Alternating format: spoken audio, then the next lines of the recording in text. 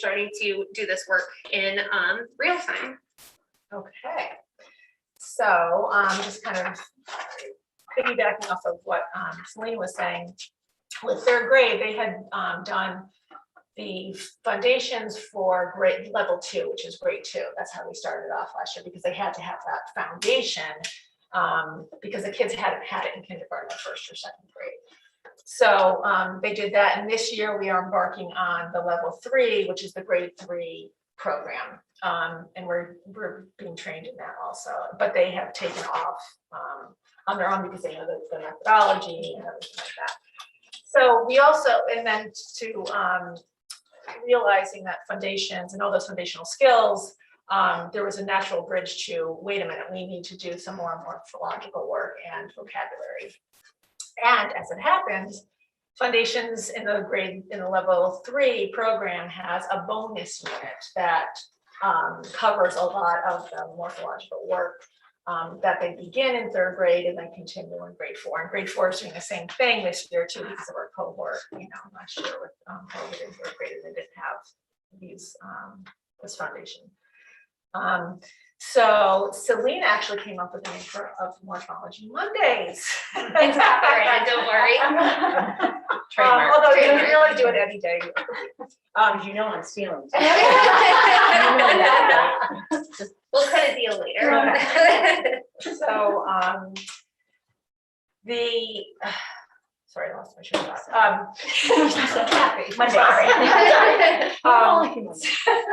So the third grade team, they do the foundation naturally at 4 days a week, and then with the addition of morphology, they're doing that on Mondays. So, but it's a natural progression because there is a unit in foundations, same methodology, the same kind of word work that they're doing, but they're just doing that, the prefixes, suffixes, root words. Sorry, I skipped to the next page. Oh yeah, so this, I love this matrix is a great little activity for kids, like put together words, and then you've got the base word, you've got the prefixes and the suffixes. In third grade though, we're also doing a lot of the Latin roots, like, ject and dunked and fract. Yeah. Yes, so they're really they're going to get that meat of the Latin root words too. And you can see that if they, add a prefix and then add a suffix, it's going to change the part of speech also. So it really does, it opens up the world of language for them by doing this kind of work.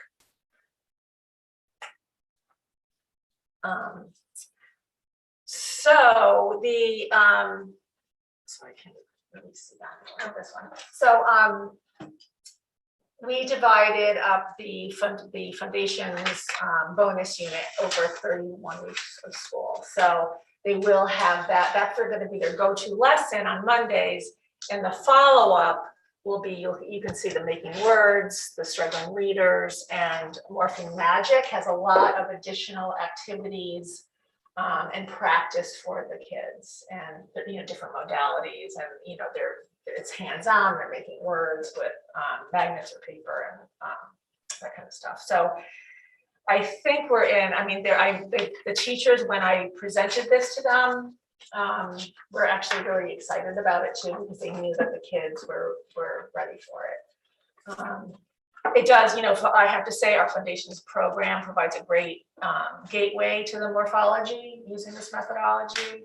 And I think, we're really off to a good start. And I think there's more work to be done, but it's really important work. Oh.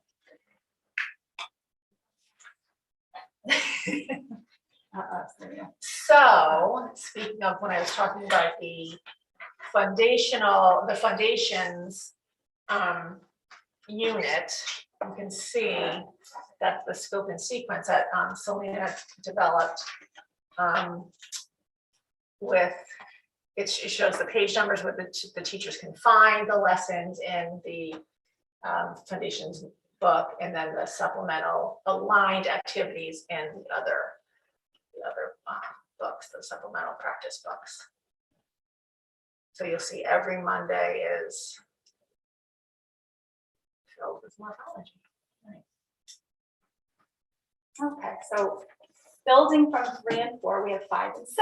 We weren't lucky enough to have something like the foundations bonus unit to package up and give to 5 and 6. So we worked really closely with Ben Powers in June, and first our approach was we want to show you what we have, because it's not like we've never done this. We actually have a lot of resources, but maybe it wasn't as explicit and direct as we wanted it. So we brought that day all our word study kits. We have Fountas and Pinnell word study, and Ben and a small group of us really looked at.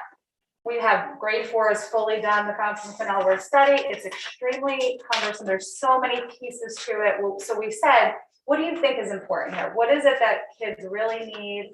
And we focus in on word structure and the word meaning and vocabulary sections of the Fountas and Pinnell word study kits. And through that, there was a scope and sequence that was developed. So I plucked it all out of Fountas and Pinnell and put it into a chart that was similar to what Selena just showed you, and then sent it off to Ben and said, what do you think? So Dr. Power said to us, this is great, but here's my thinking. Basically, the approach of Fountas and Pinnell word study is they take many prefixes or many roots or many suffixes and they plop it into one teaching session. And, it would be a lot for kids to make meaning of when there's not much of a connection between those roots.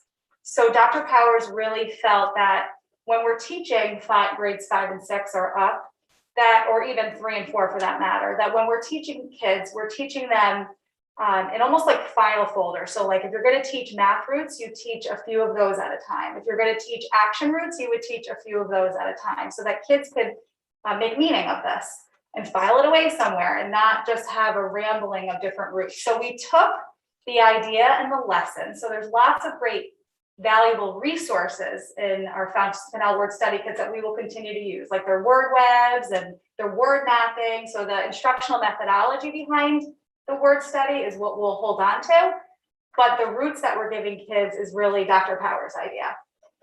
So we have a new and improved scope and sequence for grades 5 and 6. Actually, Selena, if you want to click on it, Sure. you can click on grade 6. We've done a lot of work. So the way this is working really is being in the buildings, and only 2 buildings this year is fabulous because I do meet with these teams, if not once a week, twice a week. And, part of our conversation is about morphology. Obviously, we talked a lot about other things, units and different literacy goals and things.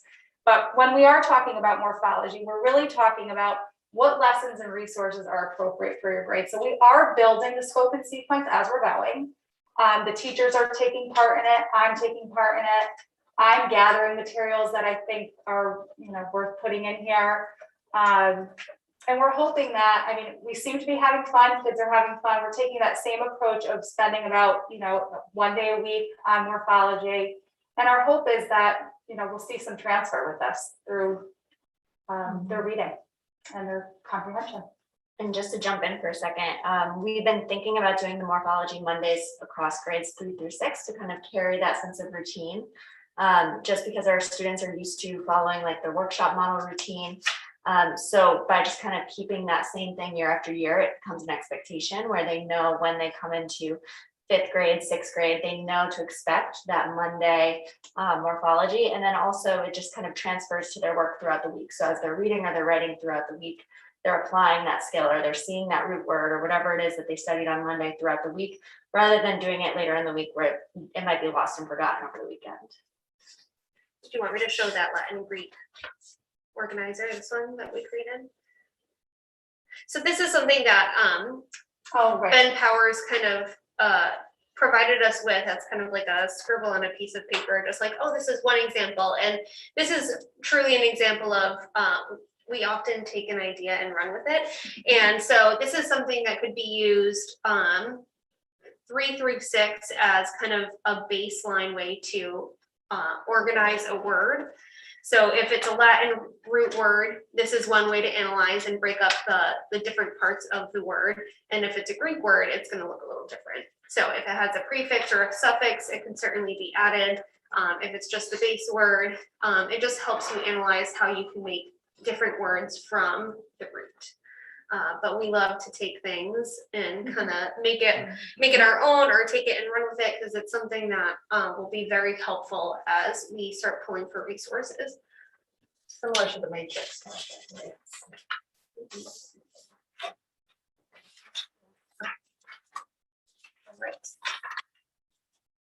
All right, so just thinking about next steps. So all of the teachers have had one professional development training with Dr. Powers. So we are thinking about furthering that training. And then just additional resources. The 2 books on the slide were recommended by him as resources to have in the classroom. They can be used by the teacher in mini lessons or in small groups.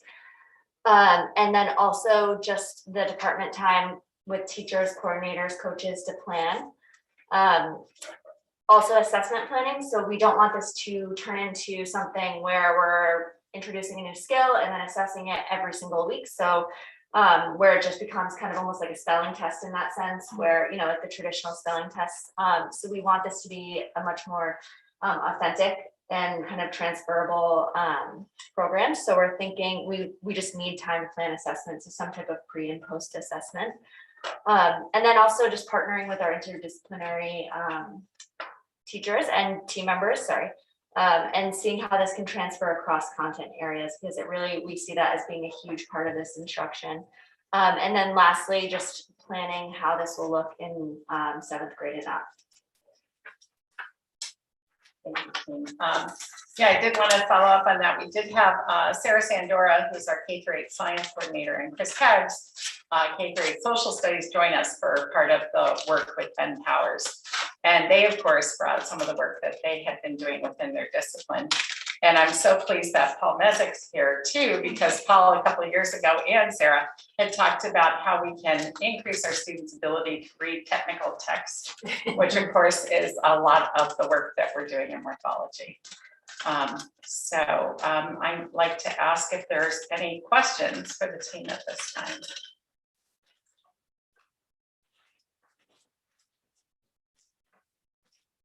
I just have a kind of a question. So using the roots and prefixes and suffixes and teaching essentially the morphology, this is not new to Madison. No. So what you're doing differently is just the implementation of it, how you're presenting it. It's something that wasn't specifically included in our unit. So when we think back to, I want to go all the way back to the beginning because that might help. So it's not something new, it just wasn't specifically integrated into our units, specifically assessed in our units. It was something that was often done based on student need. Now we saw that with all these other components like the text and written expression, the phonemic awareness, phonics and spelling. Those are things that we're starting to build and build into our units specifically so that they're assessed and transferable. The vocabulary and morphology was something that we noticed was something we needed, and it needed to be a work in progress. So there's 2 things that are currently true work in progress, and that's the syntax, that sentence level skills, and it's that vocabulary and morphology. The phonics and spelling, phonemic awareness, we're getting through the K3 foundation program, and then that text comprehension and written expression is explicitly taught in all of our units. So you're finding with the older grades then, the older elementary grades, because they did not get the foundations, do you feel that they need more work in this type of, the way that you're teaching it now? Like, are they catching up? Or do you feel that they were fine and you're just moving along? I mean, I think that can show in our data. Like if we look, you know, when we assess kids on the Easy CDM, our universal screen, there's a specific assessment on vocabulary, looking at literal, figurative, parts of speech, that kind of thing. The kids in general, you know, seem to be doing okay, but I still think it's an area that we need to, you know, bring to their attention. It can only help them as they get into the technical text, science, social studies, math. And it is happening in those content areas. It's just we haven't come together cohesively as a district to have those conversations. That one day where Sarah Sandora and Chris Tagliuco were in the room, I was like, Chris, show me. And he's showing me his units and why bilateral, like all the social studies terms. And I'm thinking, wow, we can build on this if we start really connecting the dots for kids, as opposed to when you go into the social studies classroom or you go into the feeling very separate for students, you know? So like those organizers that Selena just showed you, the goal ultimately would be to see those organizers, not just in LA classroom, but to have those in science, in social studies, in math, so that when you come to a word, there's some common thing that kids can hold on to. And I think it's truly fostering that independence that our kids are able to do this, but do they need us to hold their hand and explain the process? We really want them to foster that their own independence to say, I can break down this word and understand it on my own. Or that intrinsic motivation where they're reading a text and they come across a word they don't know and they don't just shrug their shoulders and say, that's a new word and move on. That they're saying, ooh, that's a new word. I'm excited about this new word and I'm excited to learn about this new word. I think another opportunity, and I'm looking at Paul, we just finished writing and adopting our science units 3 years ago. Yes, Is that 2 right? years. Yep. And that was under the new standards for science. So now that interdisciplinary work actually has a home for it and a place for it in the units that science has developed. Especially in the transfer tasks. Right. Yeah. Yeah, I think we always make decisions based on what's best for our kids and what the kids need who are in front of us. So we just needed something a little more cohesive and that's the way to do it. So actually, this is just a different approach because we were using the Fountas and Pinnell type of program before anyway. So it's just something that you find is easier for them to comprehend in a different. Well, and more successful in bringing Ben Powers on, who's such an expert, really helped solidify, you know, our direction. I think what Ben pointed out to us is that Fountas and Pinnell is really packed. It's a good resource, but it has so much in it that we weren't making the deeper connections for kids, so they were able to apply it to other places. So he helped us kind of weed through it. Yeah. And really highlight the strategies that we wanted to be really consistent with and the type of work that we wanted kids to engage deeply with. So, Greg, do you have any questions? I can't see you. I'm assuming you're there. do you want to stop screen share? Sure. He's not there. Yep, my video was off evidently, but no questions. Thank you though for the presentation. It's very comprehensive and helpful. Thank you. You're welcome, thank you. Thank you all very much. Can I just, I don't have any questions, but I have a Sure. comment. Yeah, Can I please. do that? Yeah. So I just want to say, the fact that, first of all, this is such nerdy fun. Thank you so much. Like, this is better than happy hour. But you need to reevaluate. No, this is so fun. But I will tell you, the fact that you take the resources you already have, the consultants that we use in the district to help inform our work, and weave that into this wonderful product and thoughtful and intentional planning that you have done and you've led, Gail. I'm just so impressed by, you know where you were, you knew what you needed to do, you drilled down to a focus and then utilized like two of the best gurus in the business, Rachel Gabriel and Ben Powers, and then didn't just throw away what you had as far as material resources, but unpack them with a new lens. That work is not just, that's not easy. And it only happens when a team works well as a team. And I have to say, I'm just so impressed by the level of utilizing every bit of what you have, plus your own knowledge and the respect you have for each other, for all the different knowledge levels that you have. This is what makes this strong teamwork and leadership is what creates thoughtful planning and movement within our district. And I just want to say that because I just know the difference, and I know that how great this really is. It's just, I'm very impressed. And thank you for all of this work, because this is not just let's adopt a new program. I think that's really important. And it's not a program, to be it's like, said, this yeah. is taking science and data and human resources and material resources and blending them in a way that is intentional and thoughtful, and thank you. Thank you. Thank you, Gail, for leading that. I think it's really important that you're integrating it with science and, I think also math. Well, it's in service, this work is in service of being able to lift that print and understand it, and kids and young adults and adults won't get there without that early understanding of that. And so the breakdown and the way you did it is just so impressive and can only benefit our kids in such wonderful ways. Thank you. Thank you very much. Excuse me, Diane. Yes. We do have a member of the audience that would like to ask a question. Oh, okay. Do you want to take it now or at the end of comments? Yes, so at the end of the agenda, on item 4, we have public comment. So That's fine. we will take a comment then, thank you. All right, so we're moving on to item number 2 on the agenda, chemical hygiene plans for Dingham High School and Folsom. Yeah, I'd like to welcome back Paul Mezek, who served as our chemical hygiene officer for the district for several years now.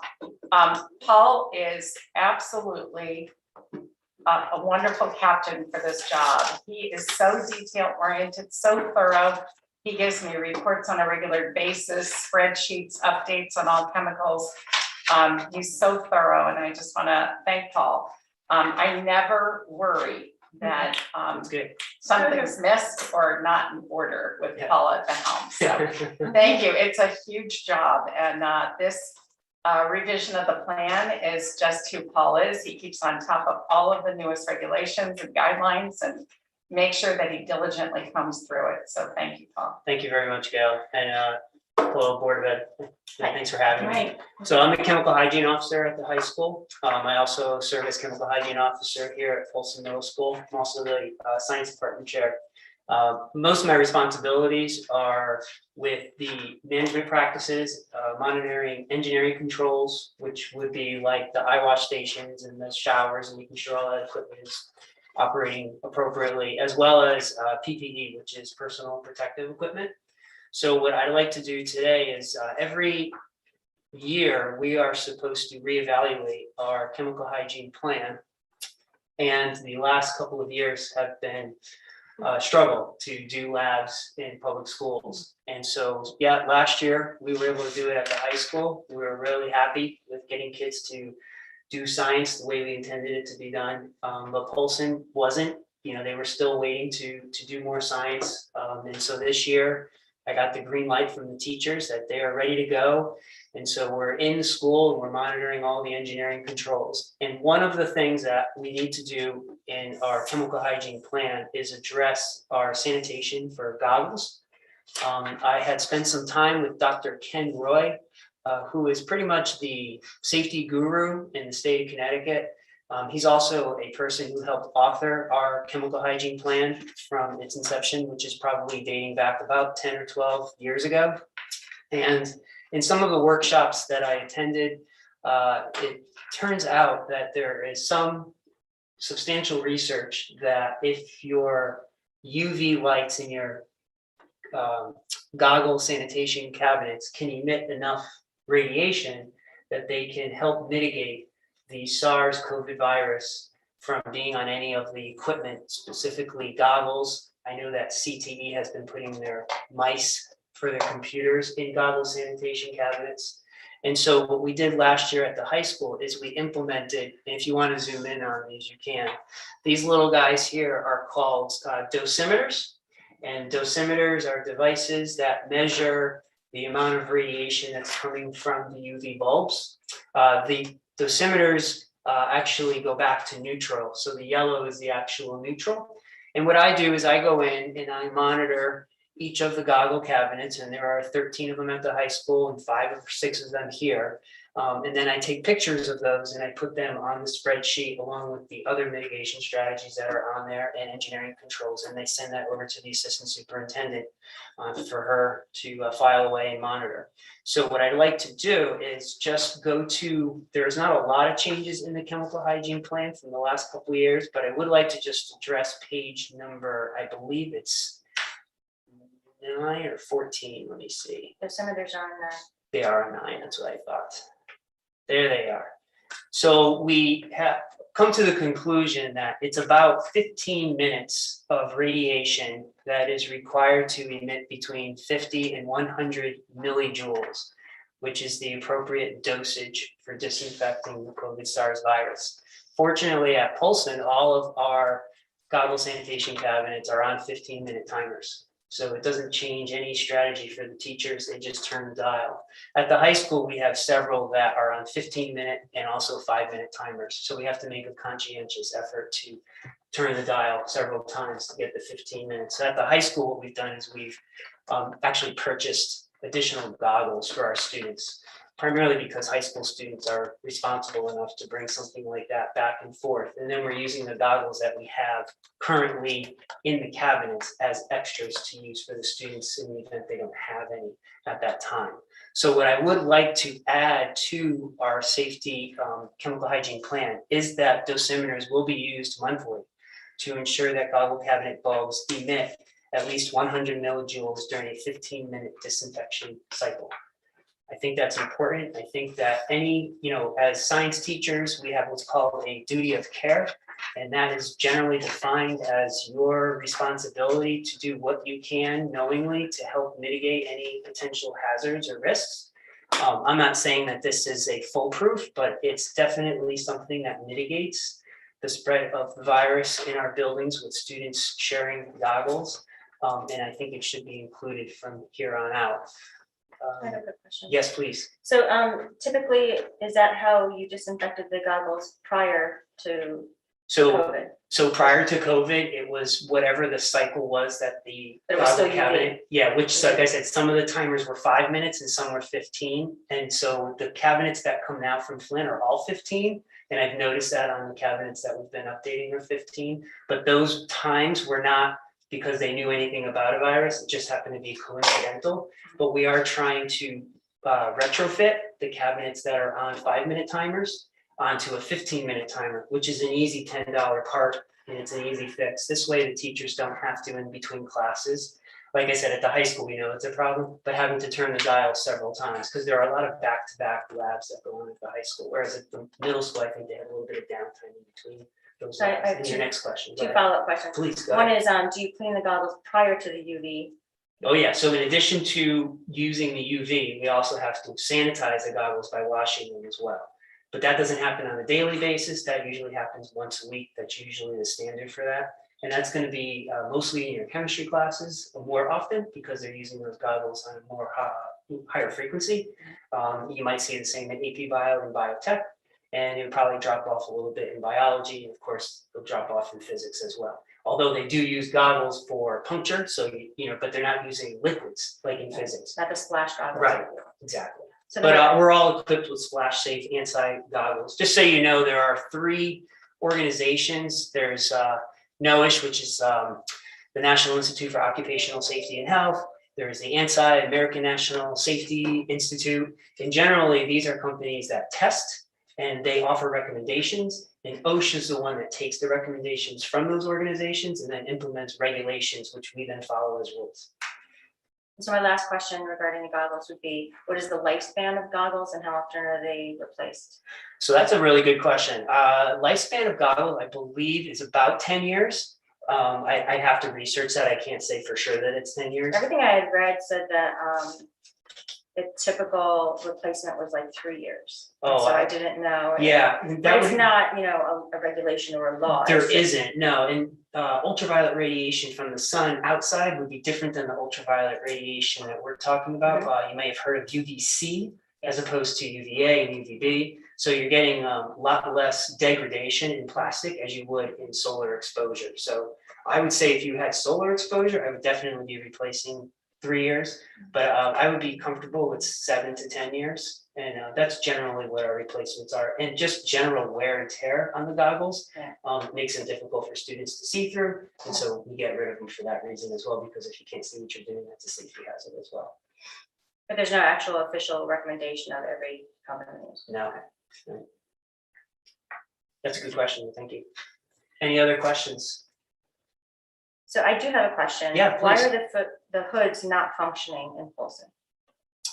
So the hoods are actually meant for mixing chemicals. So here at Polson, they're not mixing, or I will just go use mixing. They're not mixing chemicals that would need to be vented in such a way that you would use the fume hood. So the purpose of the fume hood is primarily for preparation. It's generally not a storage. In fact, it even says, please do not use this for storage. And so it's something that you would put in, you would use your gloves and you would do the mixture, and then the fumes would go outside and it would be. So all the vented out. activities that the Polson students are doing do not require the use of Correct. the hood. So Absolutely. do we actually have hoods that could function, but we're just not using it for that? I or- do not, I Yeah, don't know the facilities here. I know that they're retrofitting the building in some capacity, so I'm not sure what capacity those fume hoods have been disconnected or connected. I do know that there was one semi-functioning in one of the rooms, but it's an older room. So I did notice that the two plans between Polson and Daniel Hand High School are extremely similar. Yes, But there are a few differences. And one of them that I noted was that Polson actually uses the calcium as the only water active solid, but Daniel Hand is not listed in Daniel Hand's. the calcium. Yeah. And so I was just wondering if that was an oversight or if they truly don't use it. They're so similar that when I was comparing them, I noticed, these minor differences. All right, I will go back and I will check just to make sure that we use solid calciums, absolutely. Do you know what page that list is on? So in Polson, it's listed on page 8 at the bottom under number 15, saying Yeah. that the only water active solid that Polson will purchase or order is calcium, because that was one of the issues. And then I don't think I marked it in my hand, but it's almost the same. The difference, and I found this a little strange, is that like there's letters and numbers in the Polson, and then they switch it to just numbers and hand, so it's hard to compare side by side exactly. So I did have a couple of other things that I questioned. Oh, yeah, please in go ahead. the handbook. So and Greg, if you have any questions, you can jump in at any time. I'll stop for you. But on page 13 of the Polson. Sure. So there are two areas that I question. And the first one is listed under the first question is actually about, does if the teacher is trained or certified in CPR, initiate emergency care? Are all the science teachers trained or certified in CPR? No. Okay. And then the question that I have is regarding the part under bleeding. Mhm. So Which is on the same page on the. yeah, it's right table as underneath well. it. Yep. So it says bleeding can occur as a result of cuts from glass, metal, scalpels, and other sharp objects. In situations where arterial bleeding occurs, prompt action is required. Direct pressure over the wound with the use of a barrier such as a rubber glove. If a glove is not handy, use a shoe with the hand inside of it. Yeah, so the difference between is you have to address bleeding and also laceration at the same time. So both laceration and bleeding, so bleeding can occur during laceration. So the idea is that bleeding is something that doesn't necessarily have to occur in a lab. So if you were out in the field and you needed to stop bleeding, we're talking profuse bleeding, you would want to use a hard object. And so that standard, and I wouldn't even say it's a standard, but it is taken from the NSTA's safety guidance, which is Seriously? authored. Yes, it's word for word. It's taken right from, and Dr. Ken Roy authored it. But that. And that's like updated, like. 2008, if the volume 1 was 2005, volume 8, I think is 2011.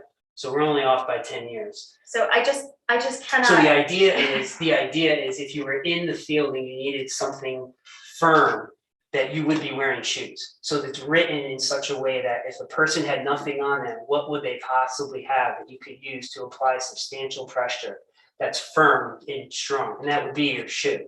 Up until that point, that written about using the glove reads almost identical or very similar to a laceration, which also requires a glove. But a laceration is a lot less of a cut than what we call profuse bleeding. Like someone really like being out in the field at Bauer Farm and somebody steps on an old pipe that was marking something and they cut their leg, we want to apply pressure, a lot of pressure, because that could be a lot of bleed, and a shoe would be your next best thing. I know it's not ideal. I question that greatly. So just so you know, my background, I'm a foot and ankle surgeon, retired now. And I did train as an EMT, and I have never in my life ever read anywhere that you would use a shoe. Yeah, it comes So- from, it's the NSTA Safer Science, if you wanted to reference it, and there's 2 volumes, volume 1 and volume 2. So NSTA Safer Science, I think it's called the Safer Science Guide, and it's authored by Dr. Kenneth Roy, who also helped author our chemical hygiene plan. But I can definitely reach out to him and ask for clarification, because I didn't author it, so I don't know if I can speak on his behalf as to why that is exactly in there as is. But that would be my understanding, is that not all accidents happen in the lab. The laceration implies that it probably happened in a lab. Okay, so we might as well hop down to that one because that's my next issue. Okay, yeah, So, and this is also something that I have never, ever come across, saying Okay. that if a person has a laceration, you know, on their hand, that you would put a glove on it. So I question that because no one does that anywhere, as far as I know. okay. And that doesn't go with any of the training that I've ever had or ever seen. Of course, you would want to apply a direct pressure, but considering that probably the laceration most likely would come from, say, cut glass or something like that, and you don't know unless you know what to look for, if that laceration is deep enough to have lacerated tendon. The last thing you would want to be doing is to be having that person extend and flex their fingers. If their tendon is cut, it's gonna retract right up their arm.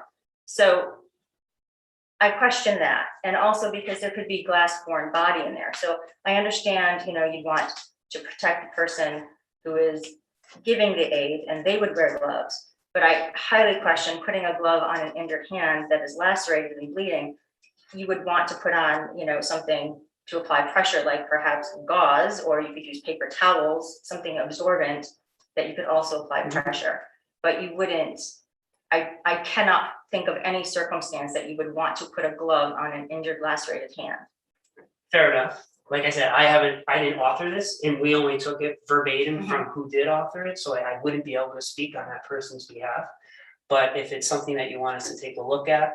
Do you want to check with him and then get back to me and then Yeah, I'll relay the information? That's what I would like to do first, yeah, and ask, you know, where that exactly is coming from. Sure, yeah, thanks. Those are very good questions. Thank you for asking. And so then I have a couple other questions. Sure. So the SDS, the safety data sheets. Yes, I noticed that the updates are not checked. Who checks you do? I do the safety data sheets. So they're updated more than just annually. They're updated on a daily basis. And those are found in folders, actually binders, in each of the classrooms. And the nurse is also given one at the beginning of each year as well. Okay, so they're just not included on the checklist, but it's being done Correct. more than monthly. Yep.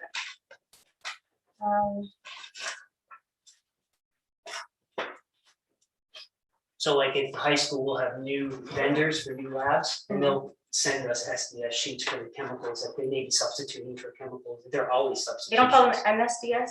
Oh, the MSDS, and now they're SDS. It used to be Ah, MSDS, went back to SDS. Just safety data sheet, as opposed to material safety data sheets. And so then just out of curiosity, so I noticed, like, for instance, on page 27, when you say the pyrophoric substances, it says, you know, these will not be purchased or used by Folsom Middle School. And then it continues down, but then when it says the highly toxic carcinogens and reproductive toxin, if you look back under H2, it already says that Folsom will not be using these, but it's not stated again here like the rest. And I was just wondering, for consistency's sake, if there was a reason. for Put that in there. I was We just, could, yeah, it's just not in there, but you're right, for consistency, we could put it in twice. and it would be the same in the Daniel hand. Yep.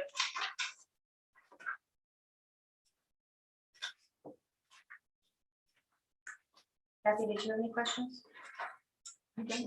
You're asking all the ones I was gonna ask. There's a couple of typos I can talk to you about later. Sure. And so everything that I have said regarding Polson is pretty much the same thing in the hand. It is. Mhm. Greg, do you have any questions? Well, do you want to stop screen share? Oh, I'm sorry. That's all right. Sorry, I don't know if you can see me yet, but no questions. Okay. And then there, I noticed on the, we have a copy of the application for the fire safety regulation. For the occupancy one? Yeah, do you have to update with them the contact person, or is that just for the application? No, the only thing that would be updated on that is if the design of the building were to change, or if we had changes in our egress for the number of doors going in and out. Again, that would be a design Right. change that would require some kind of change to the occupancy load. So I did find a page regarding the calcium, it's, for Daniel Hand, it's on page 39. 39, all right, thank And you it very just much. didn't say, it says the water reactive metals will not be purchased or used by Daniel Hand High School. And that's in the same paragraph or place that the Colson one said that you're using the calcium. Okay, I'll take note of that. And that was, I think, all of the things that I had comments or questions on. Thank you. No, thank you. Thanks very much, Mr. Thank Hudson. Sure. Appreciate it. Well, and also just wanted to let you know, we did do the manifest for the chemical disposal for this year. All right, so we're all set with disposal of chemicals. Thanks very much. All right, so we got to talk fast. Mhm. All right, so we're back to you guys. Did you, I didn't know if you wanted to take public comment now while the team's here to answer any questions. Okay, we can do that. Wendy, did you say there was public comment? Or, There was one person that had their hand, oh, yep, he's got his hand, he had put his hand down, but it's raised again. So Mr. Pinn? Can you hear us?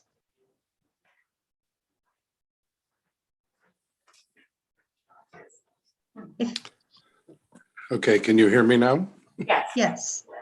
Okay, what started as a question after reviewing the materials on the morphology has turned into rather a comment and praise to the group, because one of my questions was going to be, to what degree are you taking into account interdisciplinary and cross-curricular opportunities as you advance the morphology? Because the value of it, I think, is very clear, but it becomes very powerful when students begin to recognize words when they're reading in science or social studies. And the team at the latter part of their presentation made it very clear to me that they were thinking in that regard and taking that into consideration. So it has gone from a question to, sounds like a very good plan. So thank you. thank you very much. Thank you, team, for doing that. Okay. Are there any other questions, Wendy? No, there are not. Okay, thank you. Now we'll go to So the next item is we are anticipating at the board meeting on the 28th, I believe, presentation of scores regarding the SAT and the SBAC.